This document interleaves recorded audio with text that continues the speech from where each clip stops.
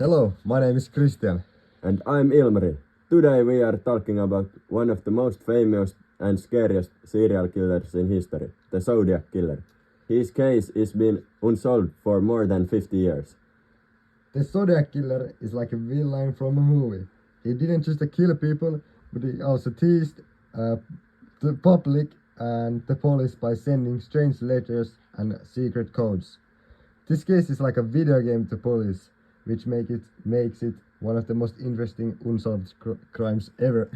Let's start from the basics. The Zodiac killer attacks happened in the late 1960s in Northern California.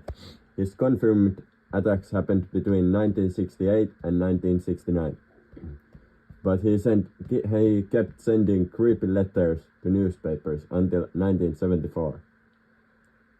His first known victims were a couple named Betty Lou Jensen and David Friday. They were killed on December 20 in 1968 on a quiet road in Benninga, California, not far from San Francisco. They were a young couple. The next attack happened in July 1969 when another couple, Dick Lane Ferrin and Mike Megau, were shot while sitting in the car in Vallejo. What makes the Zodiac killer really stand out from other serial killers is that he didn't just kill people, he wanted to know about them. A month after the second murder, he sent his first letter to the newspapers, saying that he was responsible for the attacks.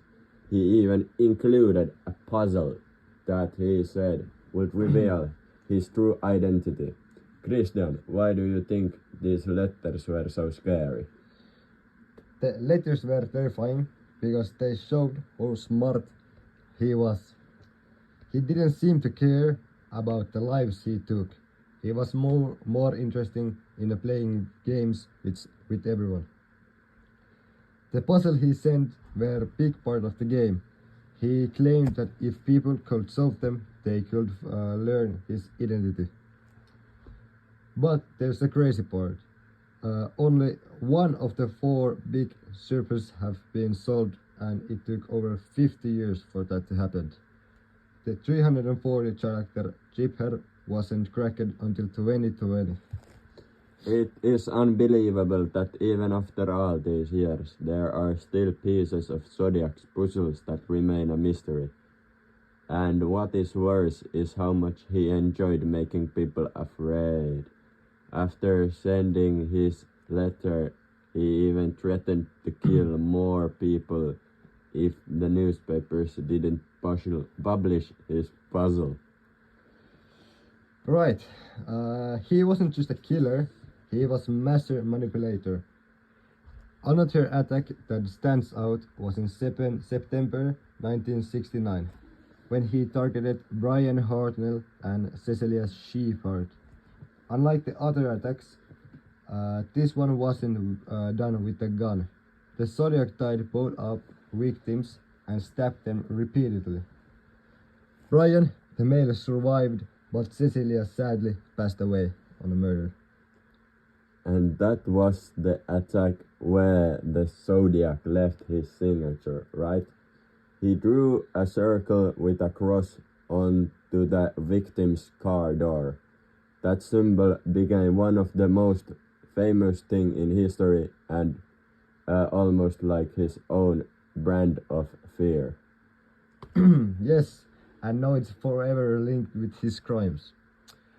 What's even more frustrating is that despite all the letters and evidence, the Zodiac's identity is still a mystery.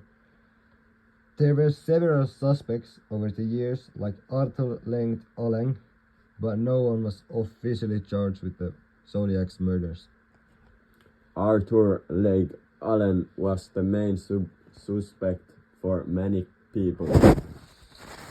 He had some strange connections to the case, like wearing a Zodiac brand watch, and one of the surviving victims even identified him. But when it came to the DNA and handwriting, none of it matched. so he was never arrested for the Zodiac killer's crimes. What do you think about that, Kristian? The Arthur Lane Allen theory is tricky. On the one hand, a lot of the clues seemed on point him, but the scientific evidence didn't pick up. Plus, the Zodiac was really careful not to leave anything behind that could identify him. I think that's one of the reasons why he was never caught.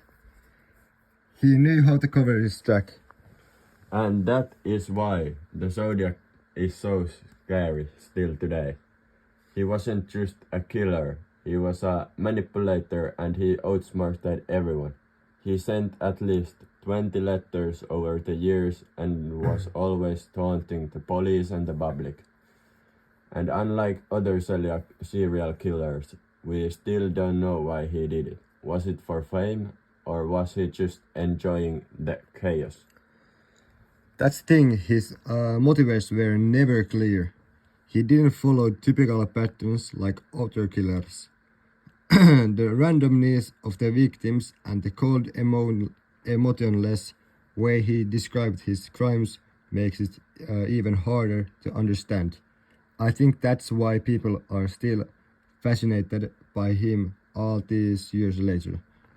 The Zodiac is the ultimate unsolved mystery. And then there is the fact that after 1974, he just disappeared. Did he die or did he move somewhere else? Did he stop killing or did he continue, but in a way that no one could ever link to the Zodiac? We may never know. That's what it makes the case haunting. Even with all the evidences and technology, we are still not closer to finding the real Zodiac. It's a reminder that some of the mysteries might stay unsolved forever. That is why people are still so obsessed with this case. The Zodiac killer left us with more questions than answers. What do you think, listeners? Was the Arthur Zodiac or was it someone else? I have watched the movie about Zodiac killers, and that shows how big the process was with the whole murder case and how close they were finding the suspect and proved that he was the murderer, but the judge found him innocent and the case was dismissed. That's all for today's episode. Thank you for listening. Thank you.